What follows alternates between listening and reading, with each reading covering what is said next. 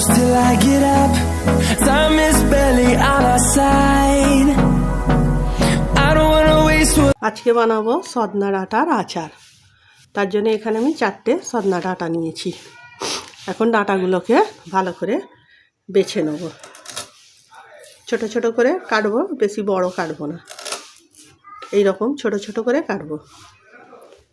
সদনা ডাঁটার আচার বানানোর জন্য ডাঁটাগুলোকে প্রথমে এইভাবে ছোট ছোট করে কেটে নেব।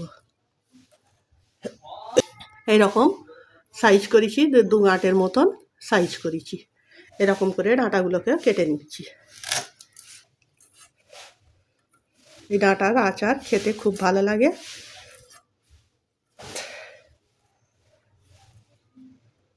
এইভাবে সবগুলো প্রথমে বেছে নিচ্ছি। তো দেখো ডাঁটাগুলোকে সব আমি ছিলে নিয়েছি ভালো করে। তো এখানে চুলায় একটা হাঁড়ি দিয়েছি, হাঁড়িতে কিছুটা পানি দিয়ে দিচ্ছি। পানিটা ফুটিয়ে এসছে।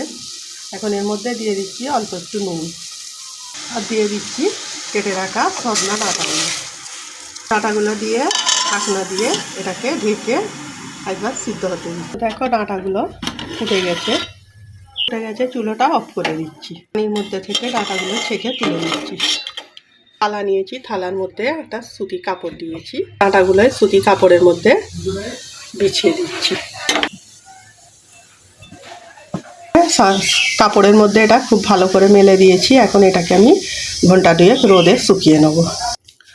যতক্ষণ সদনা ডাঁটাটা শুকুচ্ছে, এখানে একটা আমি মশলা তৈরি করব আচারের জন্য। এখানে কিছু গোটা মশলা নিয়েছি। 1 চামচ জিরে, 1 চামচ ধনে, 1 চামচ কালো জিরে, আর 1 চামচ হলুদ সর্ষে। এগুলোকে এর মধ্যে দিয়ে দিচ্ছি। 4টে শুকনো লঙ্কা। এগুলোকে একটু গ্যাসে গরম করে একটা পাউডার তৈরি করে নেব। পাউডারটা তোমরা মিক্সিতে দিয়েও করতে পারো, শিলে দিয়েও করতে পারো। তো আমি এখন এটা গরম করে নিচ্ছি। তো দেখো যে ডাঁটাটা আমি সিদ্ধ করে শুকুর দিয়েছিলাম, ডাঁটাটা একটা বোলের মধ্যে নিয়ে নিচ্ছি। এখন এর মধ্যে দিয়ে দিচ্ছি যে মশলাটা আমি করলাম আচারের, ওই মশলাটা দিয়ে দিচ্ছি। নুন অল্প একটু, 1/2 চামচের কম হলুদ, 1/2 চামচ ধনে, 1/2 চামচ কাশ্মীরি লঙ্কা কালারের জন্য, অল্প একটু বিট নুন। এগুলোকে সব ভালো করে মিশিয়ে নিচ্ছি।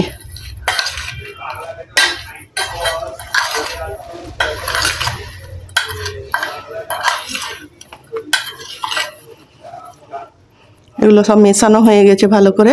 এখানে 1 কাপ মতো সরষের তেলকে আমি খুব ভালো করে গরম করে নিয়েছি, এর মধ্যে দিয়ে দিচ্ছি। ভালো করে এর সঙ্গে মিশিয়ে নিচ্ছি। এটা ঠান্ডা হলে তবে আমি একটা বয়ামের মধ্যে এটাকে তুলব। এখন ঠান্ডা হওয়ার জন্য এটাকে রেখে দিচ্ছি।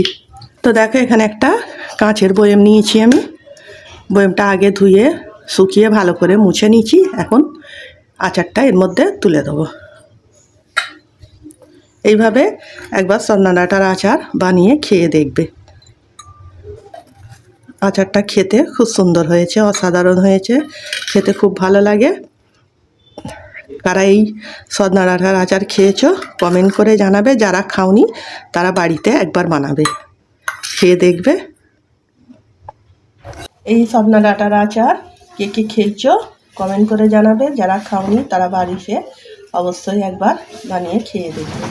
এটা এখনই খাওয়া যাবে, চাইলে 2-3 দিন রোদে দিয়েও খেতে পারো। তো আমি এখন একে 2-3 দিন রোদে দিয়ে তারপরে খাবো। ভিডিও যদি ভালো লেগে থাকে লাইক কমেন্ট শেয়ার করবে। আজকের ভিডিও এইটুকু। আগামী দিন আসবো আরও একটা ভিডিও নিয়ে। সবাই ভালো থাকবে, সাবধানে থাকবে।